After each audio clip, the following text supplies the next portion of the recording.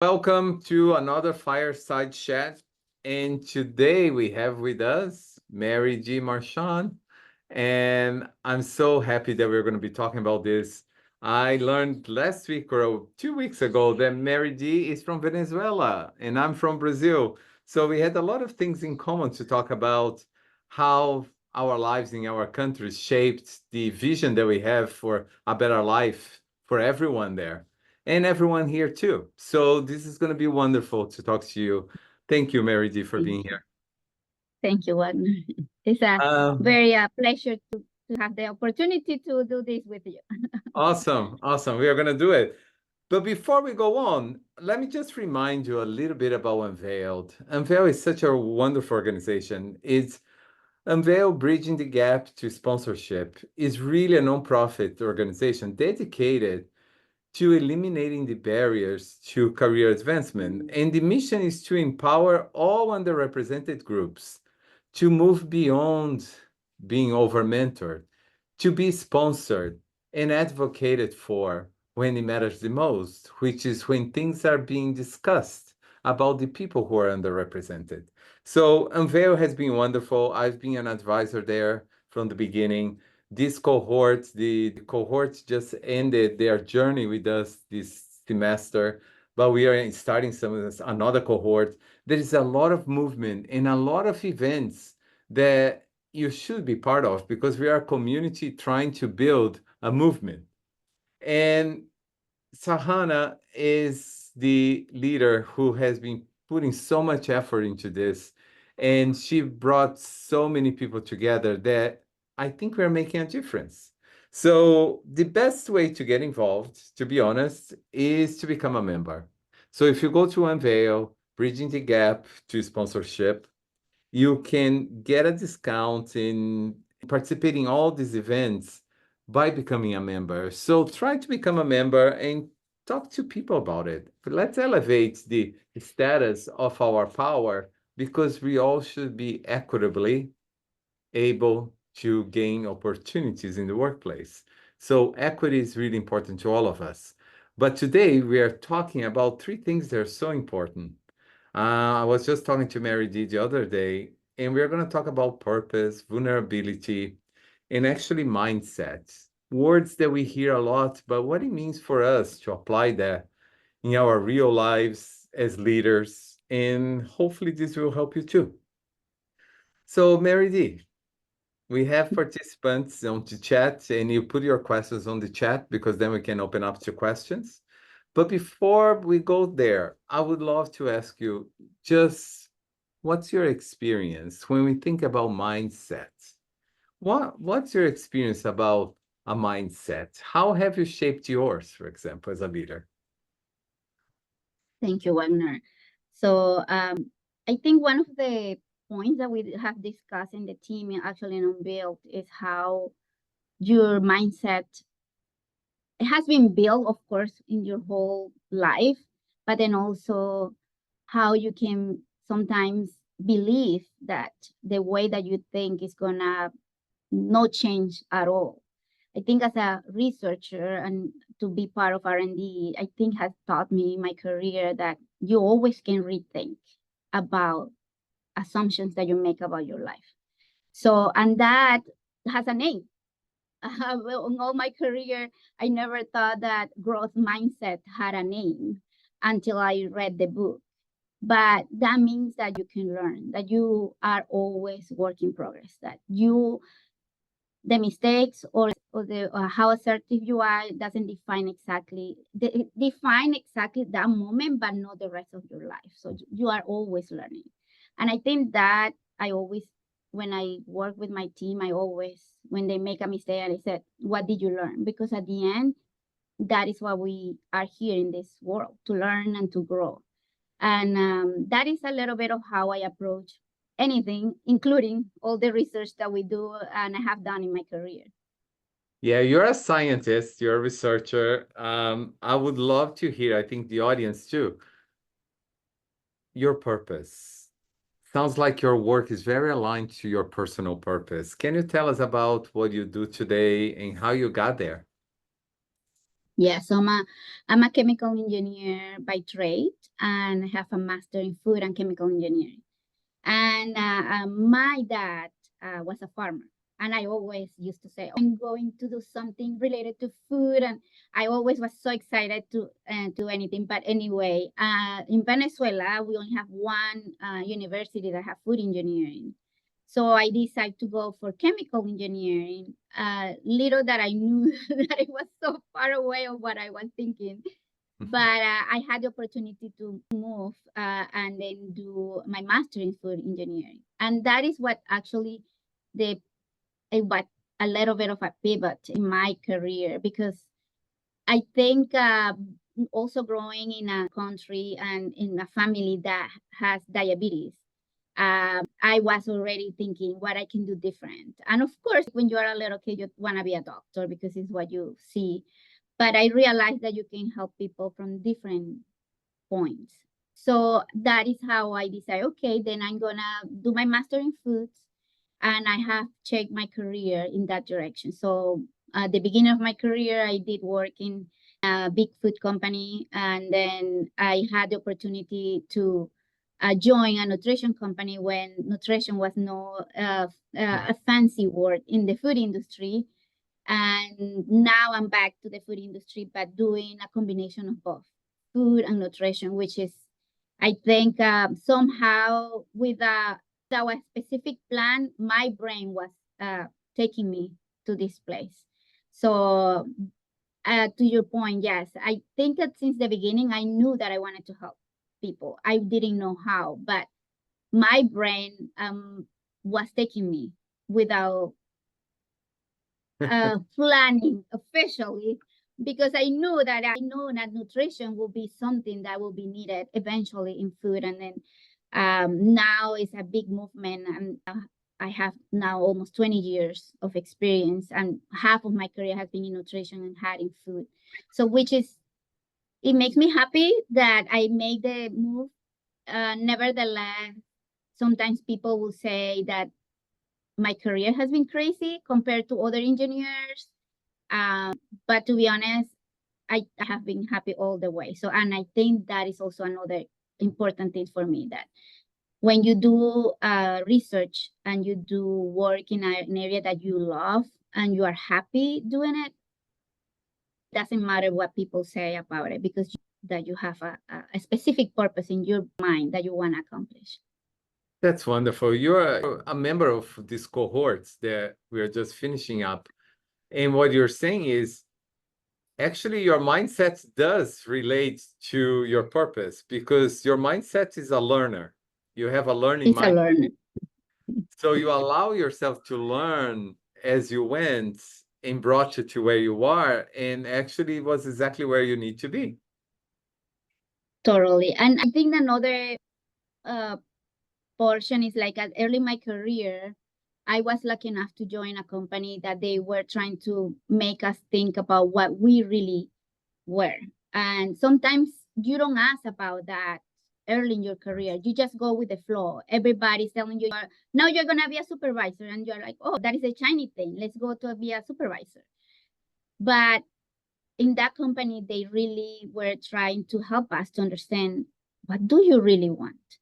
And to your point, we got that is why it's so important people to get coaches or sponsors too early in their career, because I have a organizational psychologist that he told me, you don't realize yet, but you are learning, but you also are kind of like I like to put puzzles together in my mind. So I'm a relator. So I can, people are talking and I can put things together right away and get a solution or find an options for problems. But of course, engineers do that. But you don't realize that you have that skill until somebody pointed to you, and then you can use it. Sometimes we beat ourselves too much on the weakness instead of taking advantage of our strengths. And I think that early in my career helped me to shape my purpose too. That's so wonderful, because having somebody to help you reflect was really important, but also somebody who could push you forward a little bit. Because he told you might not be ready yet, you might not be noticing, but you will be doing something more. Did you have sponsors in your career? To be honest, I think I did, but I never realized until I got to Unveiled. Sometimes you think that your work is going to speak for you, and it does. Don't take me wrong, it does. But then sometimes you think that the people with more power in the room is your sponsor, and sometimes even your own downlines or people that you work with side by side are your sponsors, and you don't realize. It's like I always I remember every time that I will go, oh, you need to do one-on-one with this VP and this other one-on-one, and I was like, what am I going to talk to them about? I don't relate to them. Nevertheless, I did it. Of course, like everybody, I will be showing what I'm doing and what I'm thinking, but I will be more like working with other people and helping other people around me, and even in schools or in other areas, without realizing that other people were watching me. And those were the ones that were putting the word for me, which I will never think that sponsorship will work in that way. But I realized that I also do it for other people. When I see they have the strengths and when I see how they work, I do it for them. So that is what I learned on Unveil. And probably I already knew, but I think just somebody explaining it to you is when you say, that is what a sponsorship means. And yes, I think I got very lucky to have managers, friends, and coworkers that will put words about myself, like my whatever I was doing, because sometimes it's not even related to work. It's about something else that you want to do, and you want somebody to speak about you, and then things happen naturally without you intentionally doing. Nevertheless, I did learn that in order for me to be intentional, I also have to do if I want to go to point A to point B, okay, what are the people that I get to know? What they do? Can I relate to them? Can I get in contact with them? I think that was something that I learned at Unveiled that probably I didn't see it as a necessary, but it does, because if I open the door for myself, I also opening the door for others. That's so wonderful, because sounds like you do have this purpose of helping others as well. But can we go back to what you said before? Sometimes we don't even value ourselves to the point of feeling that we deserve the sponsorship and advocacy. How did you manage that? Because to be honest, we see in studies, female leaders specifically, or Latinos or LGBTQ or immigrants like we are because we have an accent. I had my self-limiting beliefs. I always had, and it's like, oh, what am I going to be here with this accent? What am I going to be here without English? How am I going to compare my education from Brazil to the United States? So I had a lot of self-limiting beliefs. How did you manage all this? I think the fact that I'm an engineer and I already in school, we were 4 or 5 women and I don't know, 30 men. You already are starting to feel like I'm different. Then I moved to the US, and again, I was lucky enough to join a very big company that has people from all over the place. Nevertheless, as you mentioned, I was very conscious about my accent. And I was like, I don't know if I should speak up again. As a Hispanic, we are very bubbly and we are always smiling. And I was like, I'm not sure even if that is allowed in this environment, because I didn't know how the system worked. Nevertheless, one time I was in a meeting, that was probably a pivot time for me. And I have people from the Netherlands, I have people from England in the meeting, and I also have people from Mississippi and myself. And I was like, I didn't want to speak because I was like, I don't understand what they are saying because different accents. And even for me, it was very difficult. So I spoke very little. And then when I left the room, one of my managers, he's an American guy, and he said, you were so quiet. Why you didn't say anything? And I was like, I don't know if I understood the whole message. And I didn't want to speak up because I didn't know if they will understand me. And then he said, Marydee, I'm from here, and I probably understand half of what they were saying. It doesn't mean that you cannot speak up. You have to put yourself out there because it's the only way that people is going to hear you. And if they don't understand, they are going to ask you again. Like, can you repeat it? Can you paraphrase it? Can you adjust it? And then at that point, I was like, ah. And then he actually said something else. And your accent is what makes you unique. So don't be afraid of using your accent or feeling less because your accent is different. We are a international company. Like everybody has an accent. So you don't have to be worried about it. And I was like, I think that makes me to rethink again, like I mentioned at the beginning of the conversation, all my things about my accent. I'm going across and they understand what I'm saying. And if they don't understand, they will ask me. No, but that's a wonderful story because the tendency is to align to others, give them the power, right? Because that's what you enter the room, you felt like you were here and give them the room, give them the power. But also what you're saying here is the best way to do this is to align to your own beliefs, not align yourself to anybody else's expectations, but align to what you believe is true for you. And they will ask if they don't understand. I love that. That's beautiful. But how did you get there? Was like supportive managers? Because it sounds like you had a very supportive manager who really saw your accent as a value, not as a detriment to your career, right?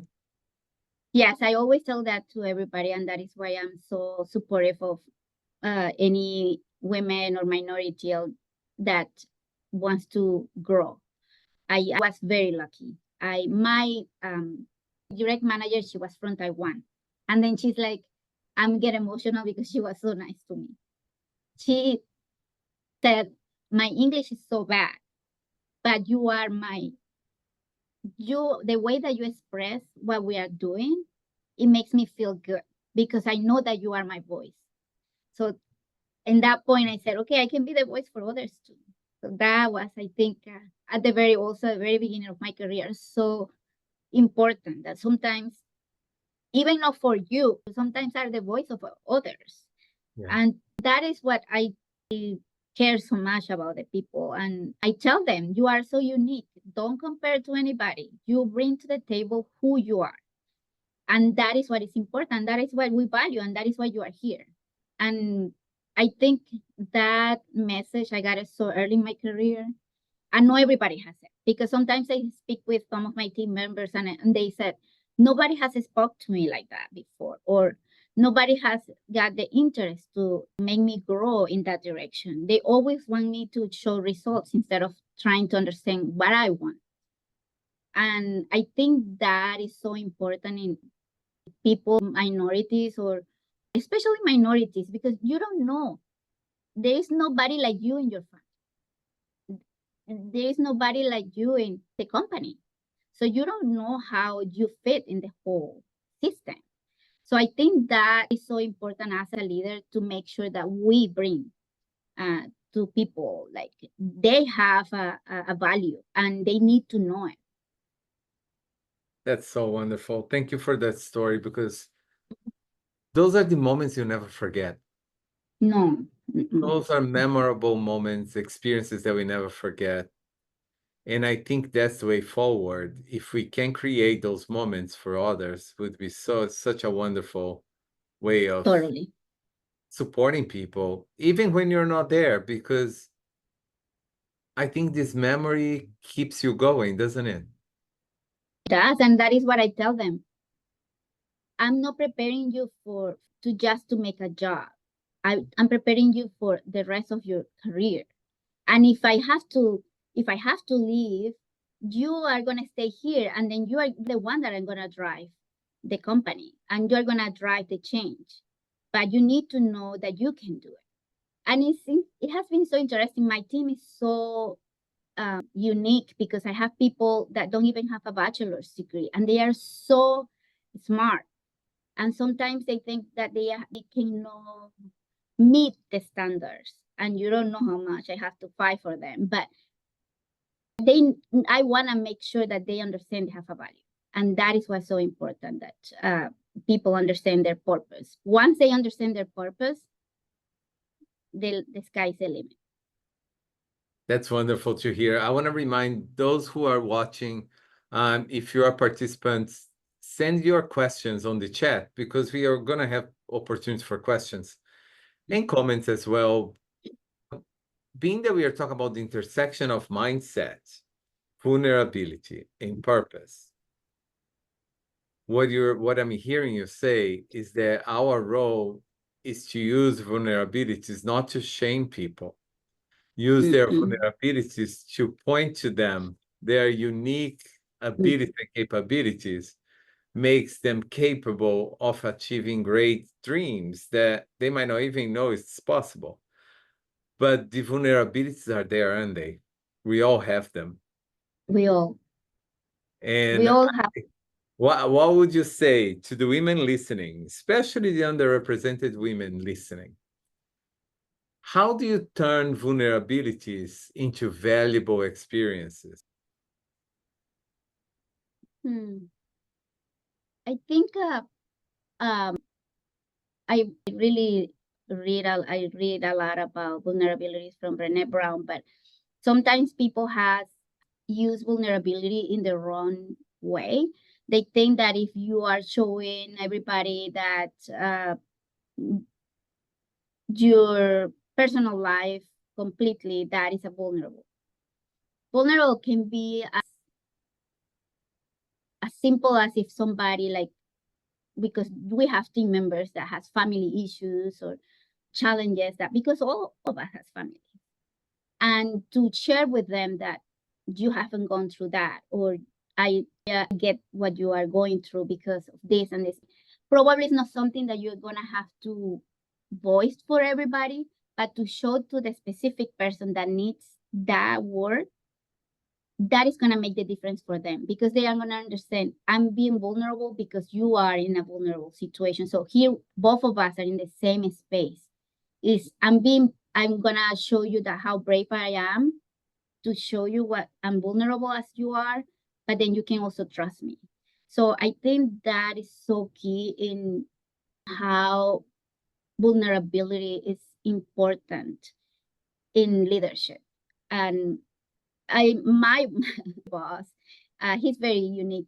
He always said that, and sometimes he always tell me, like, he said sometimes I'm talking to him about something that happened. It's like, you don't know, I made this boo boo when I was this in that company, and you don't know how bad I did. Like, and now I check in the past and I say, how come I did that? But I have learned, Marydee, and I know that has been something that it makes me a better person today, and it's making my team better too. So vulnerability is not just like I said, open the door to everything that is happening to you, but it's opening the door is what this happened, I learned, and I'm a better person because of that. And that is why the connection with the team, it will get stronger too, and the trust, because they know they can trust you because you have been vulnerable there when they need it. That's so true, isn't it? Trust requires you to be vulnerable. There is no other way. As a leader, there is no other way. No, because we all can fake it. We can all cover up all the vulnerabilities, right? We learned that in the workplace, you cover up and just show your strengths. But you did mention brave.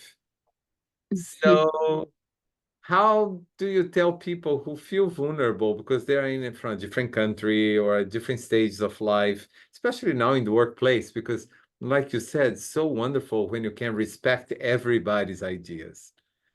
But how do you help people still express vulnerability and be brave?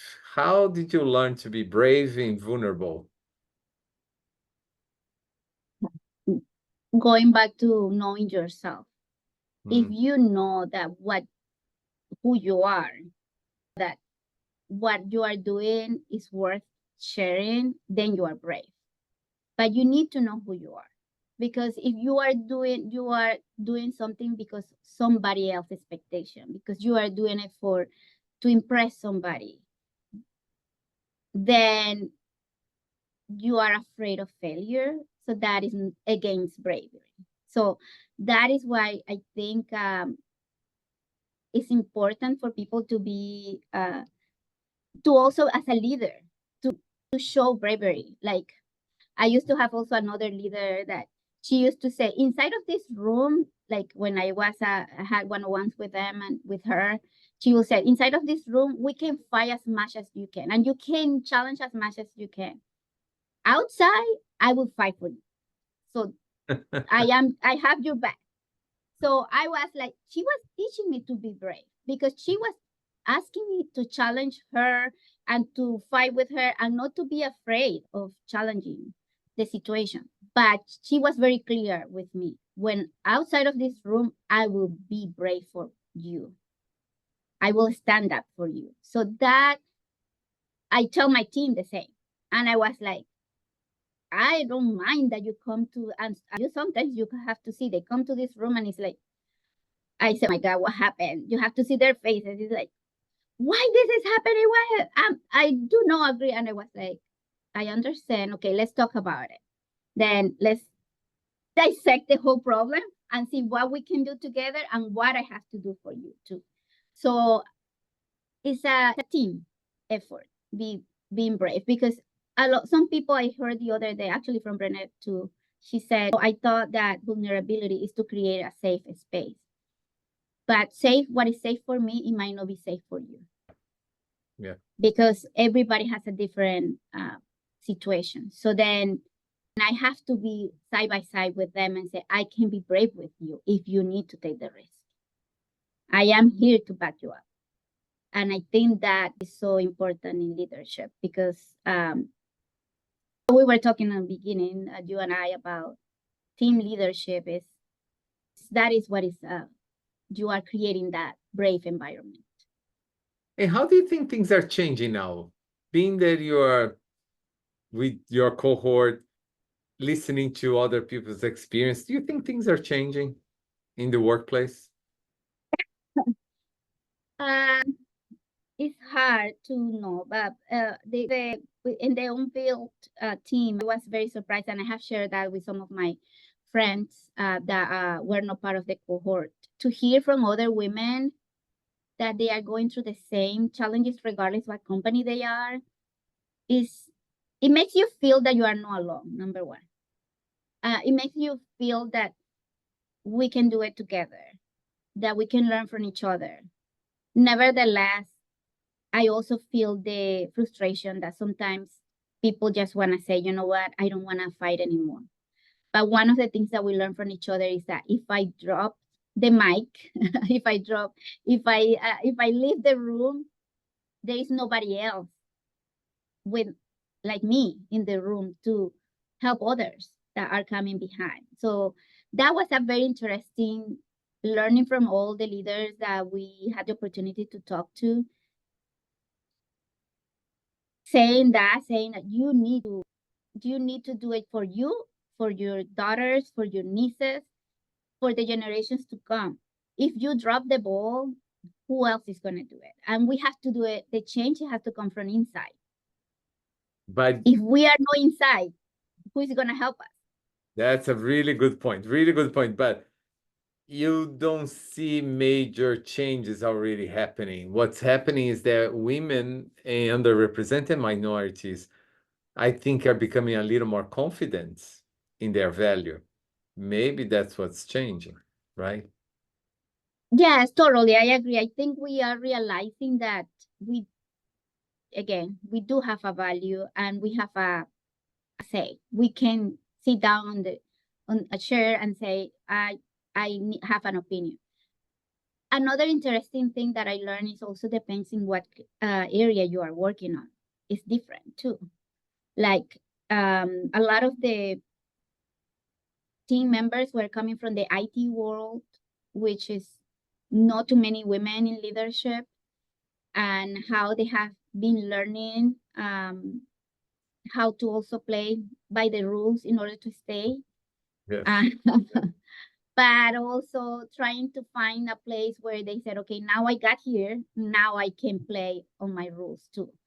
But they have to navigate that. So I'm a little bit of I like to challenge a lot the status quo, but I also have to learn that sometimes I need to play by the rules in order to also to stay and to survive, Yeah. and then to leave the door open for others to come. But that's interesting because what you're saying, from what I'm understanding, is you're not letting go of your values, of your integrity, Mhm. of your beliefs, but you know to adapt to the environment that you're in. That's different than letting go of your beliefs in service of the organization. You can do both. Exactly. You can do both. You And that, can because totally. I Totally. wanted to give a message to the new generation coming up. I find, look, personally, I think Gen Z is going to be the catalyst of a new workplace. And I truly believe in them. What would be the message that you can send to them, especially the underrepresented minorities entering the workplace? I think I'm going back to the point that we talked earlier. You are unique. You can bring your uniqueness to the table, and that is what you make you special. And even when I interview Gen Z people, I said, I'm not interviewing you here to know what you, if you already finished a bachelor's degree, I know you are capable of doing things. I want to understand who you are. And I already have seen a lot of the people that I interview, they have a hard time to tell me who they are, what they like, what they love. And because they are trying to fit, I don't know, a standard. And I tell them, I have a team that is so unique that I want to know what is your uniqueness is bringing to my team. And I think that is what I want to make sure that people understand. Of course, I always tell them discipline and consistency is Right. going to be key in any career. Like that is so important, because if people see that you are true to yourself, but you are so consistent in that is your value, people also respect you. And then also discipline in the sense of, if I say that I'm going to do something, do it. Unless you quit because that is not safe for you, that is something that is not aligned with your values. But you need to have that, because if that, people will see it. I have nieces that are Gen Z and nephews, and I always tell them, I love who you are, and you always have to be who you are. But also make sure that people understand that you are capable of doing things. And the capacity comes from going back, the consistency and discipline.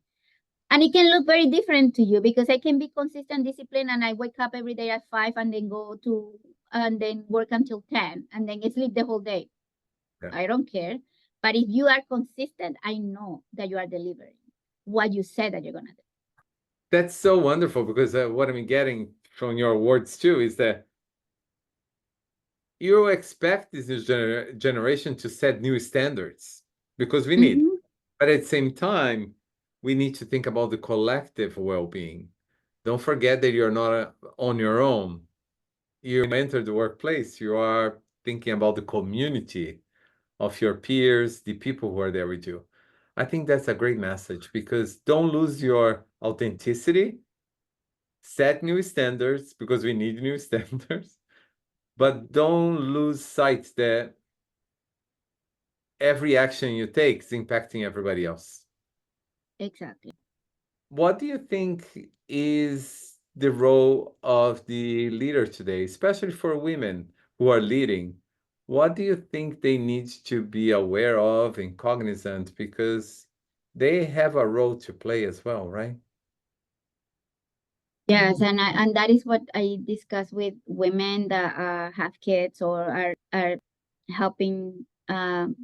Probably they are not their kids, but they are their nephews or nieces. It's we are part of the whole ecosystem. So Yeah. if you are teaching women that you are a princess, that you just have to sit and somebody's going to do it for you, but not giving the right message to a woman. But if you are telling a man that he's the provider and he's the only one that has to provide, they are also giving the wrong message.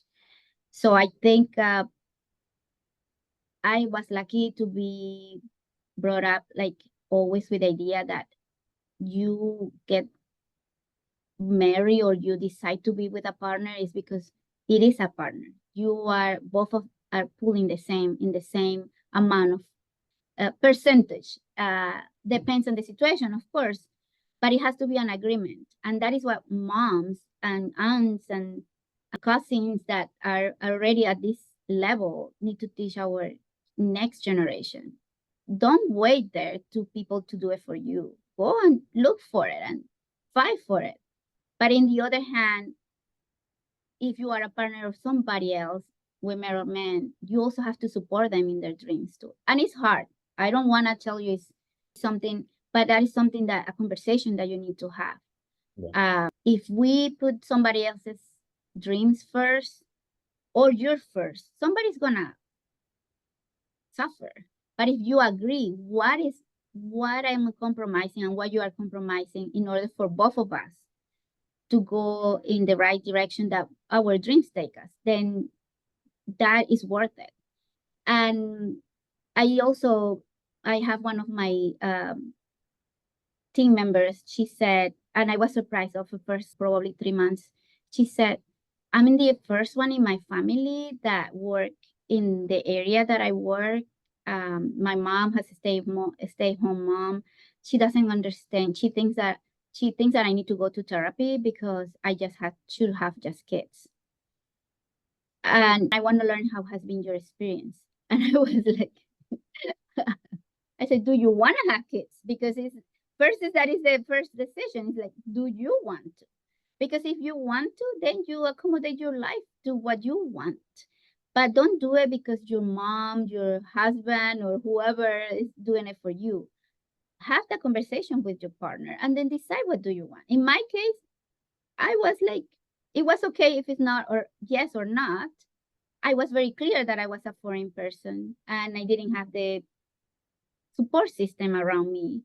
And I didn't want to bring a kid that didn't have the support system because I think it was a selfish reason if I had kids and they were just going everywhere and not having a family that was with them. But again, knowing what you want makes you take the decisions that you can live with it. And that is what I tell the next generation. Like once you sit down every day, this is what I want, this is what is making me happy. And if it's not, try to find it. Try to find what makes you happy. Yeah. It's wonderful to hear that we are helping people find themselves first. Mm-hmm. But there are so many expectations, especially for first generation Americans or people from minority groups. There's so much an expectation that they need to succeed. So I want to ask you before we go, what's your version of success? To be honest, I think when I left my country, I had a very different idea about what success was. Because that is what you see in the movies or where people tells you the house, the car, the trips, and but to be honest, I think have peace of mind. That is what for me is success. And that can look very different for everybody. To be honest, for me, it's love what I do every day. It's work for me, waking up and drive an hour work. I don't mind because I love what I do. but also have the space for myself, which is non-negotiable, and my boss know that, and have a space for my family. And if those three are aligned, that is again going peace of mind. Of course, life is also gonna throw a low ball to you, and things might not be perfect in your family, but then if you try to find that equilibrium, what I need to compromise, because if the equilibrium is not there, what I need to, like, do I need to work less hours? Do I need to? Everybody said that doesn't the work-life balance doesn't exist. It's true, but you need to find where you need to compromise. Yeah. And that is what is going to be success for me, like finding that where I can compromise to have peace of mind, and I can go to sleep and say that I'm grateful for what I have. That's so wonderful, because peace of mind incorporates all of it, doesn't it? It's your mindset, because you want to be in peace with yourself. You don't want to be in conflict all the time. It brings up the idea that actually success is an individual perspective, right? It's yours. And also you're talking about purpose. It's like peace of mind combined with your purpose. That's the success that you look for. So I think that's wonderful. It's a great message, because we spend so much time in crisis, in conflicts. It's never enough. We don't do enough. We never do. It's hard for people. So I love It this. is hard, and especially when you leave the country, to be honest. It's like you come with ideas that this is what everybody's you think. People is like, oh, she has the car, she has the Yeah. that's really that matters, but it matters to you. Yes. Yes. And that is what is important. Oh, that's so wonderful. Marydee, we could talk all day, but I think we came to the top of hour. And I want to thank everybody who is listening, everybody who will listen to the recording, because I think that helps a lot of people. I hope people who need to hear this will, because your messages come from a lived experience. And I think we all learned as we go. Thank you so much, Marydee. Best of luck with everything. A lot of success. Thank you, and thank you for the opportunity for the Unveiled. It has been a great experience, and I really want other women to have the opportunity to be part of the cohort. Thank you so much. That's wonderful. Thank you, everyone. Bye. Thank you. Bye-bye. Show us some love. Like, subscribe, share, and tell us what questions do you want answered in a future episode.